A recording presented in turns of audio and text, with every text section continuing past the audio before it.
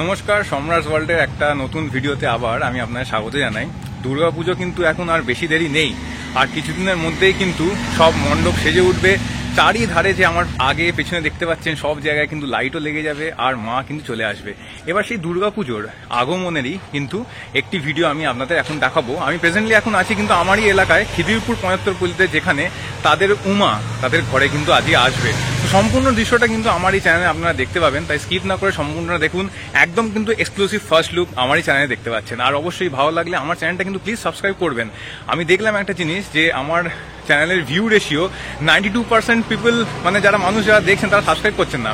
Subscribe please করে দেবেন, যাতে আমি একটু মোটিভেট পাই। যাই হোক, পুরো ভিডিওটা দেখতে থাকুন, আশা করি আপনাদের ভালো লাগবে।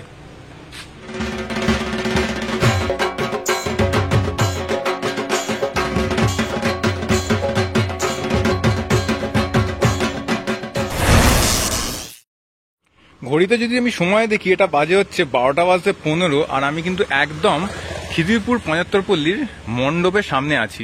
প্রত্যেকবারই কিন্তু তাদের মণ্ডপ সাবেকি হয়, এবং তাদের যে প্রতিমা সেটাও কিন্তু সনাতন রুদ্রপালের কিন্তু হয়ে থাকে। কিন্তু এইবার তারা থিমের জগতে কিন্তু প্রথমবার পদার্পণ করলো। কিন্তু বলা উচিত, থিমের জগতে নেমেই কিন্তু তারা একটা চমক দেওয়ার জন্য কিন্তু অবশ্যই তারা কিন্তু অপেক্ষা করে আছে, আর তাদের জন্য সকল মানুষও কিন্তু অপেক্ষা করে আছে। আর কিছুক্ষণের মধ্যেই কিন্তু উমা মণ্ডপের পথে চলে আসবে।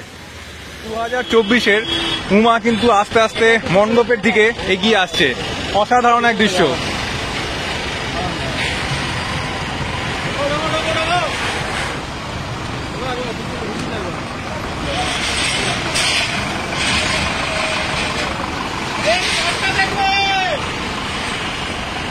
এখন সম্পূর্ণভাবে ঢাকা আছে, কিন্তু একটু পরেই কিন্তু মায়ের যে রূপ আমরা কিছুক্ষণ পরে দেখতে পাবো। এখানে মা আছে, আর মায়ের যে ছানাপোনা তারা কিন্তু ঠিক পেছনেই কিন্তু আসছে, কিন্তু তারা কিন্তু একদম পিছিয়ে পড়েনি, কিন্তু একসঙ্গে কিন্তু সব কিছু ঢুকছে। কিন্তু চলুন আমি মণ্ডপের দিকে এগিয়ে যাই। কুলি ভাইটাও এখানে চলে এসছে, আর সম্পূর্ণ ভিডিওটা আপনাদের দেখাই।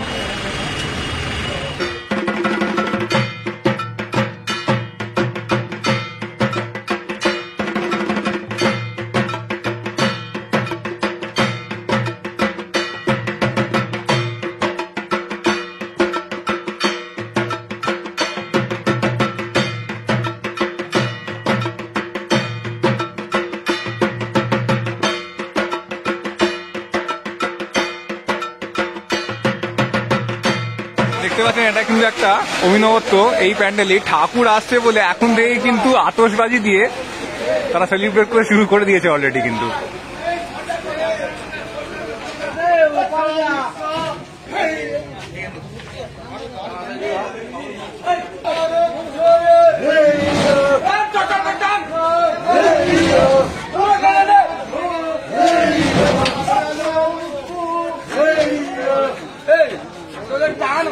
তো এই মুহূর্তে কিন্তু খিদিরপুর ৭৫ পল্লীর ঠাকুর, যেটা আমরা দেখতে পাচ্ছি অলরেডি টেলারের উপর দাঁড়িয়ে আছে। আর এখানে কিন্তু অপূর্ব সুন্দর কিন্তু পরিমল পালের একটা সৃষ্টি। আমি এখানে একটু জুম করে মুখটা দেখাবো। মায়ের মুখটা কি অপূর্ব মিষ্টি লাগছে দেখুন, অপূর্ব সুন্দর। পরিমল পালের এত সুন্দর কাজ খিদিরপুর ৭৫ পল্লীতে এবারে উপহার পাবো আমি সত্যি কিন্তু জানতাম না। দারুণ লাগলো, কিন্তু দারুণ লাগলো।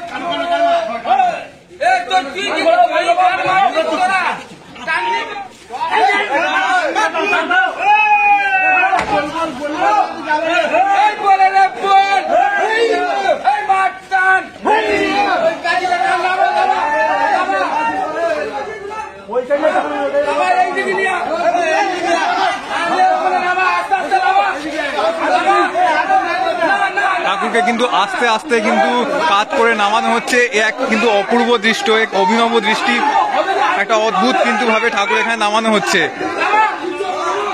জয় মা, জয় মা, জয় মা।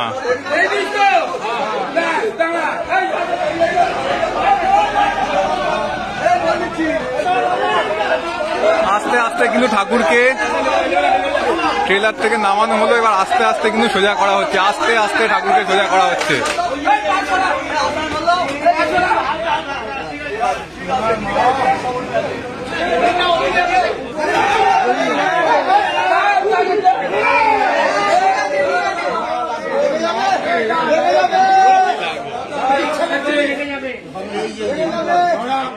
দূরে তো মা দুর্গাকে দেখতেই পাচ্ছি, এখন ইনক্লাইন্ড একটা আর্চে ভাবে এখানে রাখা আছে, কারণ উপরে ওই লোহার কনস্ট্রাকশনটা এটা হয়ে যাওয়ার জন্য কিন্তু এক্ষুনি ওটাকে স্টেজে ওঠানো যাচ্ছে না, কিন্তু কিছুক্ষণের মধ্যেই ওই লোহার যে ইনস্টলেশনটা করা হয়েছে, কনস্ট্রাকশনটা করা হয়েছে, ওটা কিন্তু কেটে ফেলা হবে আর তারপর কিন্তু মাকে মণ্ডপে প্রবেশ করানো হবে। তো আমি মায়ের যে ছানাপোনা সেটাকে আমি দেখিয়ে দিই, এই ট্রাকের মধ্যে কিন্তু তারা এখন আছেন, আমি একটুখানি যদি পারি তো দেখিয়ে দিই। যদিও এটা প্লাস্টিক দিয়ে ঢাকা আছে, খিদিরপুর ৭৫ পল্লী।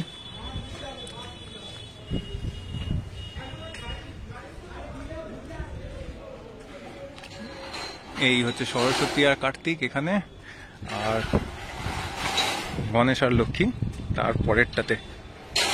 এই যে যদিও এটা প্লাস্টিক দিয়ে ঢাকা আছে, আমি কমপ্লিট লুকটাকে কিছুদিনের মধ্যেই আমার চ্যানেলে আবার আমি আপলোড করব। তো এই মুহূর্তে এখন বাজে রাত্রির 1:30। আমি এখানে অলমোস্ট শেষ করে ফেললাম খিদিরপুর ৭৫ পল্লীর যে ভিডিওটা, সম্পূর্ণ যে ঠাকুর ওখানে নামলো আপনারা দেখলেন। আর কিছুদিনের মধ্যে আমি কমপ্লিট ভিডিও বানাবো, যেখানে ঠাকুরের পুরো একদম স্টেজে কমপ্লিট যখন ফিনিশ লুক হয়ে যাবে পুরোটাই দেখাবো আমার চ্যানেলে। আর ভালো লাগলে অবশ্যই নিজের রিলেটিভ এবং ভালোবাসা মানুষের কাছে আমার এই ভিডিওটা স্প্রেড করে দেবেন, শেয়ার করে দেবেন, লাইক, কমেন্ট এবং সাবস্ক্রাইব করবেন। ততদিন শুভরাত্রি, সবাই ভালো থাকবেন, ধন্যবাদ।